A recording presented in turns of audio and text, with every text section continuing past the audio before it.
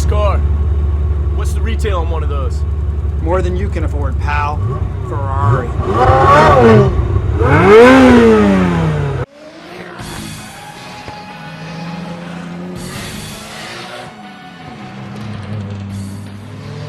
Hey guys, and welcome back to the channel. Now, like most people, I like cool cars, and for me, 90s Japan was where it was at. The RX-7, the Mitsubishi Evolution, the Skyline GTR, the Supra, the 240SX, the 3000 GT, the MR2. What a decade for cars. Cars that punched well above their weight and were even able to take down some supercars. So when gaming and cars mixed, it's got to be a match made in heaven. And today we're going to look at some of the racing games I played over the years, different ones on different systems, as well as what is, in my opinion, the best racing game ever made. When it comes to driving and racing games, I find myself far more interested in arcade type racing games rather than these simulation games. I've tried to play a few of them, Forza and things like that, but it's always the same. Go really fast down a straight, try and turn, and come off the track. I just can't get the hang of corners in these games, and it seems it slows down the racing far too much. With your arcade type races, you can kind of keep your speed up. But let's take this back to where it all began.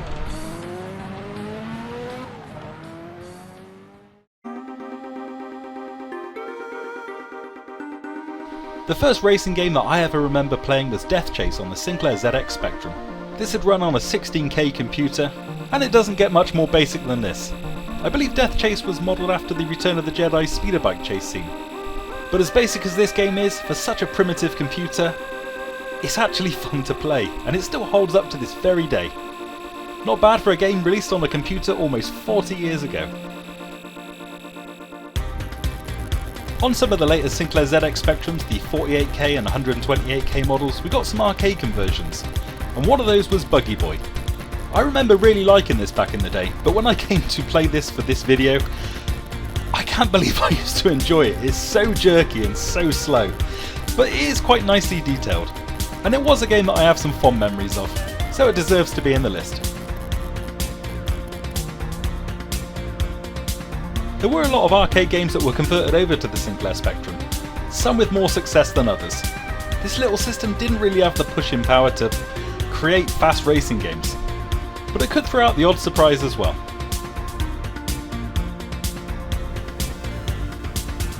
The arcade game Enduro Racer got a conversion to the Sinclair ZX Spectrum, and to be absolutely honest, this is an absolutely cracking conversion. When you consider the restrictions of the Sinclair ZX Spectrum, it's amazing that they got this little game in the system at all. It's perfectly playable and runs just about smoothly enough to be fun.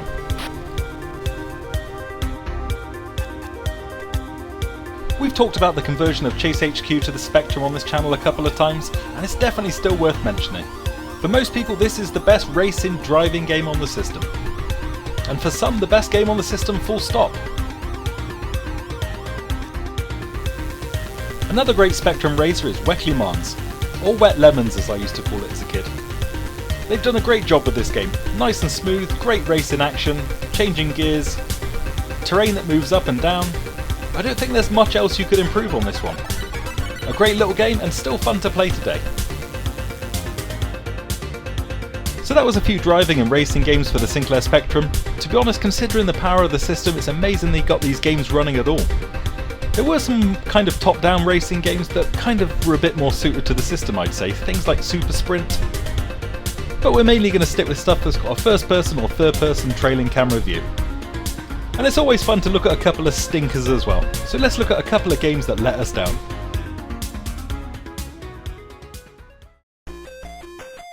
Outrun came out for the machine, and it was just going to be like bringing the arcade machine home. Not quite. The arcade itself was a fantastic racing game, ran at 60 frames per second, really fast, really fun and playable, and it had a great soundtrack as well. Which, to be fair, the Sinclair Spectrum does quite a good job of the soundtrack. Trying to play this game on the Sinclair Spectrum though, oh god, it is so slow. You're probably playing at about 4 or 5 frames per second, and in some points of the game, that drops to about 2. It's just far too slow and unresponsive. Whilst the soundtrack itself was not actually too bad on the Sinclair Spectrum, we could kind of make it a little bit better. Included with the game on one side of the cassette is the arcade soundtrack. Seriously, it was tough times in the 80s and 90s. We had to make do with what we had.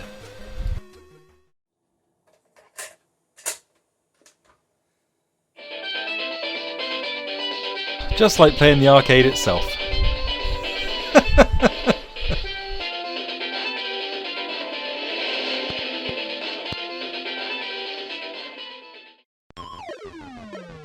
Why they even bothered trying to port hard drive into the Spectrum, I'll never know. Someone paid nearly £10 for this. Thankfully that person wasn't me. An unbelievable arcade game for the time though. Fantastic graphics, nice and fast.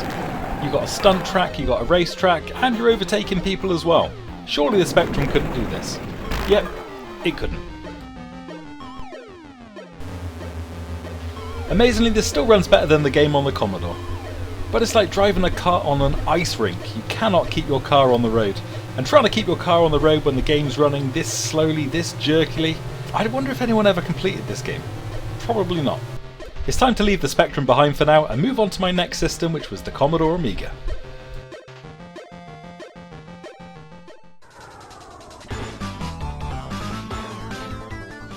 Going from the humble Sinclair ZX Spectrum up to the Commodore Amiga was probably the biggest jump in computing power that I've ever seen. It really did seem like a taste of the future, and the games reflected that as well. Probably the most popular racing series on the Commodore Amiga was the Lotus series. Lotus Turbo Challenge, Lotus 2 and Lotus 3. And for me, Lotus 3 was the best of the bunch. I don't know why, it just looked a bit more visually interesting, lots more stuff to overtake, great soundtrack, and fun to play as well. Another great fun Amiga racing game is Vroom, and this was released on the Sega Mega Drive as well. I think it was just called F1 on that system, but this is a great racer, great sounds, loads of stuff to overtake, and is really fast, great sensation of speed. Perhaps the Amiga's best known driving or racing game is Stunt Car Racer. This game is absolutely legendary. Definitely not the king of graphics this one, but it's so much fun to play. Racing against a computer player or racing against another player, even via null modem cable link up. But the real jewel in this game's crown is the crashes. You can have some fantastic smashes in this game, going over jumps that are far too big, far too fast, smashing your car to pieces and ending up as a wreck. It's absolutely addictive. Seeing how quick you can wreck your car, see if you can do it in one single crash. This game definitely deserves a remake. We got a really nice port of Super Hang-On the Commodore Amiga as well. This plays really well, great sound effects in this game, and this is probably one of the earliest Amiga games I ever remember playing. Also available on the Sega Mega Drive, which has probably got the better graphics of the two machines. This one's got the music and the sound though. And yet, a respectable port of the arcade. Now pretty much everyone who's owned a Commodore Amiga is probably going to disagree with this choice, but Top Gear 2 on the Amiga CD32 is probably my favourite racing game on the system.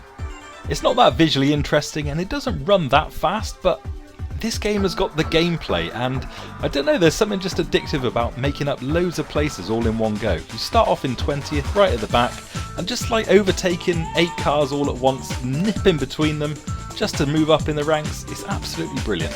And with that CD soundtrack on the CD32 as well, this is the version to play. But yeah, those voice callouts, they're a bit cringy these days. The Amiga did have plenty of other cool racing games, lots of top-down ones, but that's not really what we're looking into here. But Super Skid Marks on the Commodore Amiga, definitely worth checking out. It's also available on the Sega Mega Drive. With the release of the Sega Mega Drive and Super Nintendo, I did actually own both consoles at some point, but I didn't really get into driving and racing games. I think I kind of thought, why would you spend all your money on a racing game when you're just driving around in circles when you can buy an RPG like Zelda and have hundreds of hours of gameplay? Racing games at that point to me seemed a little bit limited. I know for a lot of people this is probably their favourite generation for racing games. Games like F-Zero or Mario Kart. Mario Kart for me is just a game that never really grabbed me. Mario Kart and F-Zero. Yeah, the graphics looked great for the time, but there was no ramps, there were no hills.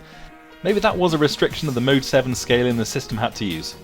You did get Top Gear 2 released for both systems. I think for the Mega Drive it was a US only release game. But I really struggled to think of good Super Nintendo racing games. An honourable mention for both systems, and again it's one that doesn't really fit this video, Rock and Roll Racing. This was a fantastic racing game on both systems. Racing cars around Micro Machines style, getting weapon upgrades, and it had this really cool soundtrack, loads of famous rock and roll tunes, and it really fits the aesthetic of the game. If there are any great racing games for these two consoles that you think I need to check out, let me know and put it in the comments. At this point though, it just felt like we needed more graphical power.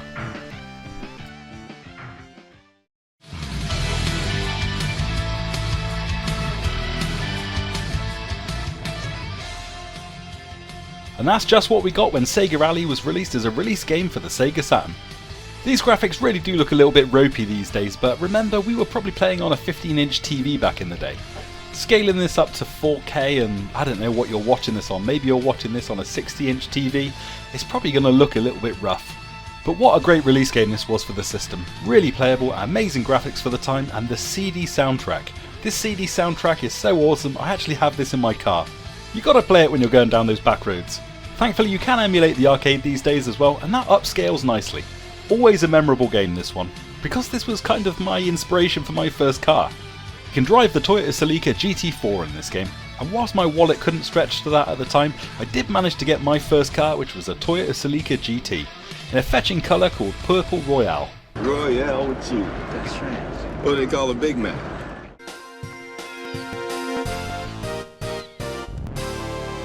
I think this probably was my favourite generation of consoles. The first time seeing proper 3D graphics. Alright, the 3D graphics seemed a little bit rough to start with, but these three systems, the Sega Saturn, the Nintendo 64 and Sony PlayStation, were a real big step upwards.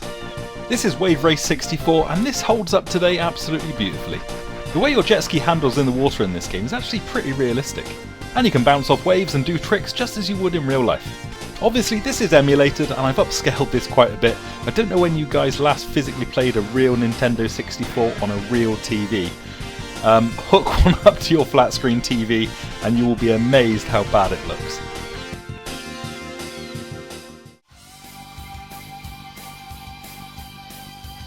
The N64 was absolutely king of the multiplayer game. 4 controller ports built in meant this machine was ready to go. We finally got hills and loops and all the other cool stuff I wanted out of the first game, and this one is single player up to 4 players at the same time, and it absolutely maintains a real solid frame rate throughout. Again, I was never a big fan of Mario Kart on the SNES or the N64. For a 4-player fast racing game, this was the one to go to. Another memorable racer for me on the Nintendo 64 was Extreme G, and I remember being really impressed with the graphics on this one at the time. This one still plays well. It does get a little bit too difficult too quickly though. I think you're a little bit too twitchy on the track, but in some of the later levels you do find yourself just bouncing off the corners as you go around the track. Things get a lot tighter.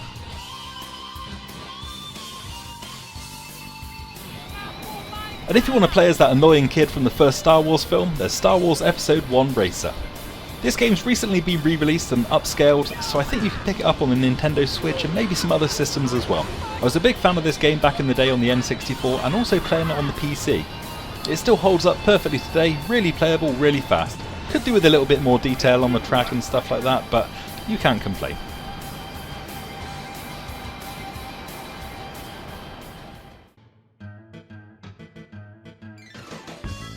There was however a kart racing game on the N64 that I really liked, and that was Diddy Kong Racing, and I'd put this above Mario Kart.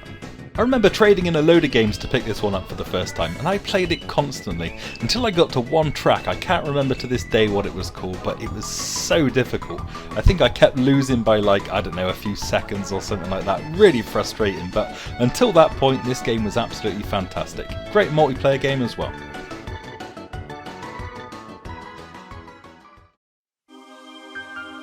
Wipeout was one of the release games for the Sony PlayStation. And at the time this game was the future. I could not believe these graphics. Obviously this is emulated and I've upscaled it and run some filters through it nicely so it doesn't look too terrible these days. But I just could not believe what we were seeing. Going from the Super Nintendo or the Sega Mega Drive to this, it almost seems like we'd missed a generation of consoles. And along with the amazing graphics, this game had a fantastic soundtrack.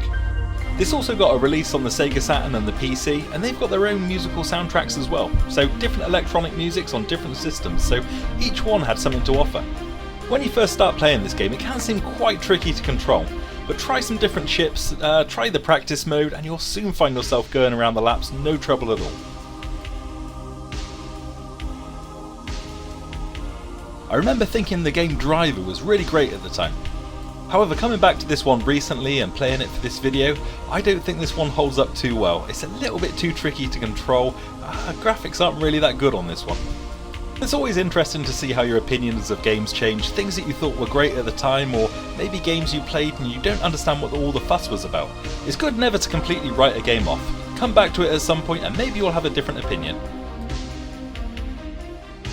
With the PlayStation and racing games, it's without doubt that Gran Turismo is the best well-known game. I think I first played this when it came out as a demo released on official PlayStation magazine, a CD stuck to the front cover. When was the last time you had one of those? I thought it was a fun little racer, this one, but it was the replays. When I saw the replays the first time, wow, all the different camera angles and stuff and how it follows the car. I'd never seen anything like that and it really did look incredible. Everyone's got their favourite car in this game, and for me it was the Mitsubishi 3000 GT, modding that car up to go as fast as possible around the high-speed ring. Really fun. We got a sequel to this game, Gran Turismo 2, and a lot of people actually prefer that one. It was the first time I could choose the Nissan Skyline GTR R34, and that car probably is the holy grail of 90s Japan. If you can get a NER-spec or V-spec 2 of these cars, ideally in Bayside Blue, the car that cost you about £35,000 10 years ago is now going to cost you £135,000. Even the more modern GTR, the R35, is still eclipsed by this thing, and this game is probably responsible for that. The last car to carry the Skyline name, and what a way to go out. My final game for the Sony PlayStation is Rage Racer. This was a sequel to Ridge Racer and I think there was another one along the way, but this one just seemed to play the best. It's got the most bizarre car handling of any game I've ever played. It's hard to even explain how you go around corners in this game and drift. It's really weird. But once you get the hang of it, it's a really fun game. If only it had a few more tracks though.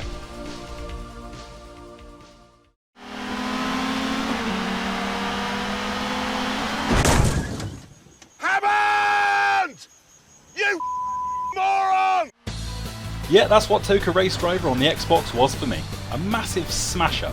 I'm sure it was intended as more of a simulation game, but this is one of the games that I got with my Xbox, and I had far more fun smashing into other cars, turning around and going the wrong way down the track and causing endless pile-ups than I did actually play in the game. That's not in any way to say it's a bad game, it's actually really good, but I don't know, it's just so much fun. And that's why this game had to make the list. The original Xbox is probably the console that I've got the largest number of games for, and a lot of those are racing games, and they could be picked up quite cheaply back in the day. This is all footage I've captured directly from the console through a HDMI converter, and it doesn't really stand up too well these days. Xbox emulators really are coming along quite well now, so hopefully we'll get some nice upscaling options for that to breathe some life into some of these old games. This game Carve is one I picked up I think for the princely sum of around £10 back in the day, basically just like a new generation of Wave Race. There's a few more stunts and some better graphics, what's not to like? Probably one of the biggest racing game bargains I've ever picked up is this game, World Racing. This came out on the Xbox, the PlayStation 2 and the PC, and I picked this up on the PC back in the day for £2 at Game. I think it was just old stock they were getting rid of. Game were kind of not doing PC games at that point. But what a great decision to pick this game up. This is so much fun to play, really cool handling in this game, and it's all built around Mercedes cars. Loads of Mercedes cars throughout the years, including a prototype one you can drive, and you can go really fast in this game and have some amazing crashes as well. But because this was a PC game as well, you can play it on that system too. So you can play this version, the Xbox version, in basically standard def, or you can play this one in 4K. And that's one thing I really like about PCs. I know they're not for everyone, but your old games can look as good as they can possibly look even today. Running old games in 4K, they just don't seem to age. Outrun 2 and Outrun 2 Coast to Coast probably win the award for Best Arcade Release Racer for me. Whenever I see the Outrun 2 cabinet when I'm out and about, I have to stop and play it. I don't care how much it costs, it's just such a great game with the drifting and the awesome soundtrack. This is also another game that was released on the PC, and the graphics are absolutely super sharp on this one. Other than playing the arcade, playing it on the PC upscaled as best as you can on an Xbox controller is probably as good as it gets. Unless you want to go the whole hog and have wheels and pedals set up. Such a great game though, and this one actually surpasses the original for me. And you do kind of worry how good can a sequel to a game released so long ago actually be, but they nailed absolutely everything with this game. They got the cars, they got the graphics, they got the music, and they got the gameplay. I think one of the only issues with this game is actually playing it these days. Yeah, you can find used copies, but if you want to download it digitally, it's actually not so easy. I think Ferrari only allowed the license for their cars to be only used for a short time, maybe a year or so, so this one disappeared quite quickly from online stores. But if you get the chance to play it, play it. There was another game on the Xbox and PlayStation 2 and PC and maybe some other consoles that came out around this time as well. And that game was clearly inspired by a film.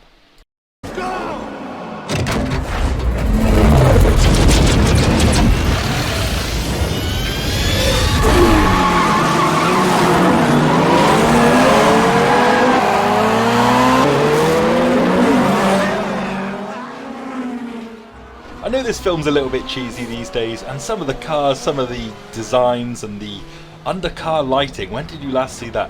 Some of the stuff hasn't held up, but there was nothing like this film at the time. Certainly not for these types of cars. Maybe there was sort of Cannonball Run and things like that back in the day, but nothing with Japanese cars. Every kid was talking about Norse or NOS or nitrous oxide.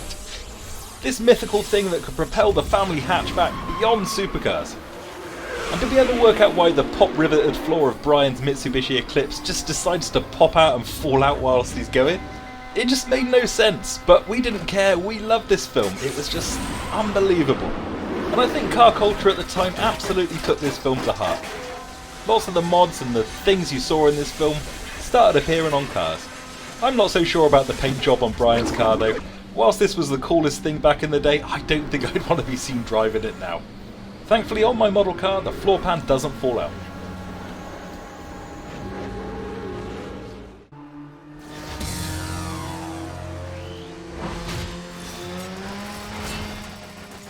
The game in question, of course, was Need for Speed Underground, and this took everything from the film and car culture and put it in a game. And this was from a time where EA games weren't the evil entity they are today. No microtransactions or gambling addictions in this one. Just great gameplay, great graphics and great music. And of course again the version to play is the PC version. Playing it in standard definition on an Xbox or playing it upscaled to 4K on a PC. I think the first race in this game actually formed part of the demo. When I played the demo, I think it came on the front of PC Gamer or something like that, or maybe, no, I can't have downloaded it. Internet connections weren't that good back then, so I definitely got this on the cover of a magazine, and it was only the first level, but I played this one over and over and over again. And I did get a copy of the full game eventually, and what a brilliant game this one was. I'd love to see a proper re-release remaster of this one, not just upscaled graphics, but redone graphics as well. This game held me over for quite a while, because there was another car in that Fast and Furious film that I swore I would own myself one day. That car of course was the Toyota Supra. I just absolutely loved the look of this thing, especially the tail lights. I don't know what it was about this car, but it just looked absolutely incredible. Maybe I wouldn't get one in orange though, but I absolutely had to have this car. This car was my favourite on Need for Speed Underground as well. And I really did my research when buying this car. I joined loads of forums, watched loads of YouTube videos, loads of guides to mods you could do to the car, and this car had one of the all-time legendary engines, the 2JZ, or the 2JZ if you live in the UK. This engine was so ridiculously over-engineered it was nuts. This thing was made of iron rather than aluminium, and you could just get crazy power out of this. 323 brake horsepower as standard I think in the UK. And with a nice single turbo kit you would be hitting over 700 brake horsepower, and that is a completely reliable 700 brake horsepower, not even opening the engine. Some people have even got over 1,000. And if you do open the engine and add stronger parts, new rods and bearings and all this other cool stuff, then 1,200 brake horsepower or even more was not out of the question. I had to have one, and finally I got the car from the game from the film. I ended up with a twin turbo automatic, with pretty stock engine parts in it. So fairly standard at 320 brake horsepower I'd say. And I was pretty skint after buying this car, but I did keep on spending money on it. Carbon fibre engine cover. I don't know, I don't care, I needed it. So I started working on the car, and unfortunately this was my only car at the time. Like I say, I wasn't rolling in money. And this was a car I had to use for work, and going out and, visiting customers and stuff in. Not the most ideal car for that. And I did get my mileage paid for at 45p a mile, which was an excellent rate. Unfortunately, this car was not exactly good on fuel. I only did the MPG once, and that came out at 17.1. And I started taking it to a few car shows as well, and I started to want a little bit more power out of it. So we started doing some mods to it, front mounted intercooler, aftermarket fuel pump, and we wanted to get it on the rollers.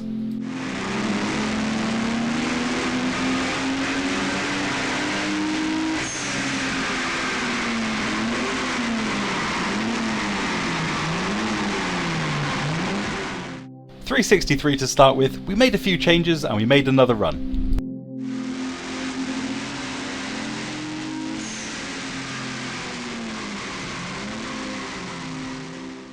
Just over 370 this time, but the goal was over 400.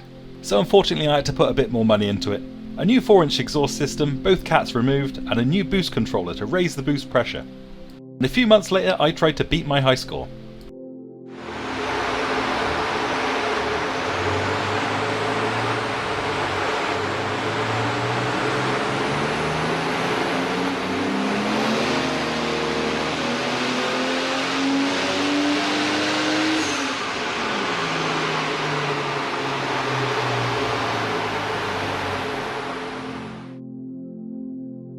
I finally got there, but after a couple of years, unfortunately it was time to say goodbye to this car. It was pretty much bankrupting me.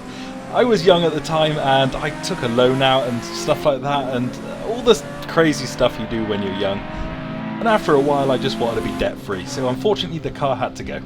Thankfully I do still own the car, well, in some of the racing games at least. I did follow it up with getting a Toyota Celica, which was probably the best well-rounded car I've ever had. Really fun to drive and looked great as well. Unfortunately this one succumbed to the tin worm, so unfortunately this one had to go eventually as well. But it just absolutely cemented my love for Japanese cars. And hopefully I'll own something fun again one day. But we've seen the games, we've seen the films, we've seen the cars, and we haven't answered that question. What was the greatest racing game ever made? Well, for me, it's this one.